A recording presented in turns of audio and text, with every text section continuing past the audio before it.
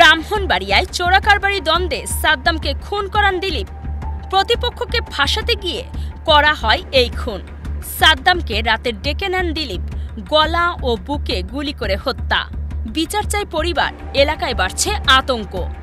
বিস্তারিত দেখুন ব্রাহ্মণবাড়িয়া থেকে রাফিউল ইসলামের পাঠানো ৩ পর্বের ধারাবাহিক অনুসন্ধানী প্রতিবেদনের প্রথম পর্বে। ব্রাহ্মণবাড়িয়া শহরের প্রাণকেন্দ্র কান্দিপাড়া এলাকায় আধিপত্য বিস্তার ও চোরাকারবারকে কেন্দ্র করে ভয়াবহ সহিংসতার জেরে সাদ্দাম নামে এক যুবককে পরিকল্পিতভাবে হত্যা করা হয়েছে বলে অভিযোগ উঠেছে জেলা স্বেচ্ছাসেবক দলের আহ্বায়ক দেলোয়ার হোসেন দিলীপের বিরুদ্ধে। নিহত সাদ্দাম সাবেক ছাত্রদল কর্মী ছিলেন। পরিবার ও স্থানীয়দের দাবি, প্রতিপক্ষ লায়ন শাকিলকে ফাঁসানোর উদ্দেশ্যেই নিজের লোককে বলি দেওয়া হয়েছে। স্থানীয়রা জানায়, গতকাল সন্ধ্যায় কান্দিপাড়া এলাকায় আধিপত্য বিস্তার নিয়ে দিলীপ গ্রুপ ও লায়ন শাকিল গ্রুপের মধ্যে প্রকাশ্যে গুলি বিনিময়ের ঘটনা ঘটে। এতে দিলীপ গ্রুপের অন্তত 2 জন গুলিবিদ্ধ হন।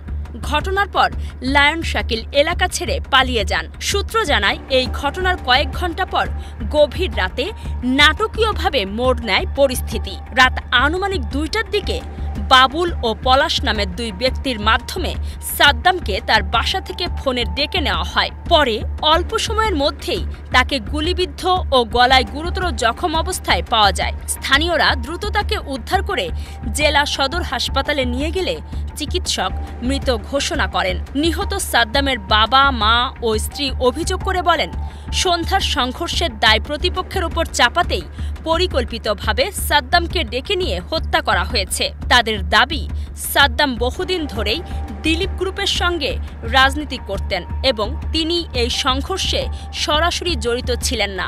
তবুও তাকে ফাঁদে ফেলে খুন করা হয়েছে। স্থানীয়রা আরও জানান, কান্দিপাড়া এলাকা দীর্ঘদিন ধরে চোরাকারবারি ও অবৈধ মালামাল নিয়ন্ত্রণকে কেন্দ্র করে বিভিন্ন গ্রুপের দখলদারিত্বে বিভক্ত। এই আধিপত্য বিস্তারের কেন্দ্রবিন্দুতে দেলোয়ার হোসেন দিলীপ ও লায়ন শাকিলের বিরোধ দীর্ঘদিনের। সাম্প্রতিক এই সংঘর্ষ সেই দ্বন্দ্বেরই ভয়াবহ বহিঃপ্রকাশ বলে মনে করছেন অনেকেই।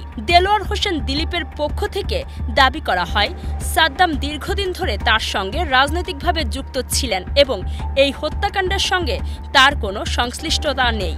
তবে পরিবারের পক্ষ থেকে এই দাবি সরাসরি প্রত্যাখ্যান করা হয়েছে। ঘটনার পর পুরো কান্দিপাড়া এলাকায় চরম আতঙ্ক বিরাজ করছে। স্থানীয়রা জানায়, সন্ধ্যার পর দোকানপাট দ্রুত বন্ধ হয়ে যাচ্ছে। সাধারণ মানুষ নিরাপত্তাহীনতায় ভুগছেন। অনেকেই প্রকাশ্যে কথা বলতেও ভয় পাচ্ছেন। সূত্র জানায়, পুলিশ ঘটনাস্থল পরিদর্শন করেছে এবং হত্যাকাণ্ডের রহস্য উদ্ঘাটনে তদন্ত শুরু হয়েছে। নিহতের পরিবারের পক্ষ থেকে মামলা দায়েরের প্রস্তুতি চলছে বলে জানা গেছে। রাত 3টায় যে মারা গেছে সেটা আমি বললাম একটু আগে আপনাদের, ওটা ওই সন্ধ্যারাতে যে ঘটনা, সেই ঘটনারই যে তো এখানে 2 পক্ষের যে আধিপত্যের বিষয় ছিল, ওই ঘটনার যে হিসেবে রাত্রের ঘটনা। তবে কে বা কাহারা গুলি করেছে সেই বিষয়টা এখনো আমরা উদ্ঘাটন করতে পারিনি। আমাদের তদন্ত অব্যাহত আছে। আমরা খুব শীঘ্রই সেটা উদ্ঘাটন করতে পারবো এবং অপরাধীদের আনতে পারবো। এটাই হলো এখানে তারা স্থানীয় বাসিন্দা, তাদের মধ্যে দীর্ঘদিন যাবত একটা মেধাবী আছে। গত সন্ধ্যার যে ঘটনা, এই ঘটনার গত দীর্ঘদিন কারণেই, এবং রাত্রের ঘটনা একই সত্যিকতা। রাজনৈতিক কোনো আক্রোশ আছে নাকি এটা কোনো মাদক চোরাকারবারি, এই বিষয়ে কোনো খোঁজ পাওয়া গেছে না? এখানে রাজনৈতিক কোনো দ্বন্দ্ব আছে বলে আমার কাছে এরকম এখন পর্যন্ত প্রতীয়মান হয়নি। অন্য কোনো বিষয় থাকতে পারে। বেশ কিছুদিন যাবত তাদের মধ্যে একটি আধিপত্য নিয়ে চলতেছে। এলাকাবাসী দ্রুত প্রকৃত হত্যাকারীদের গ্রেফতার ও নিরপেক্ষ তদন্তের দাবি জানিয়েছেন। দর্শক, পরবর্তী পর্বে থাকছে আরও বিস্তারিত। চোখ রাখুন অগ্রযাত্রা প্রতিদিনে। অগ্রযাত্রা প্রতিদিন, নির্ভীক প্রত্যয়ে উজ্জীবিত।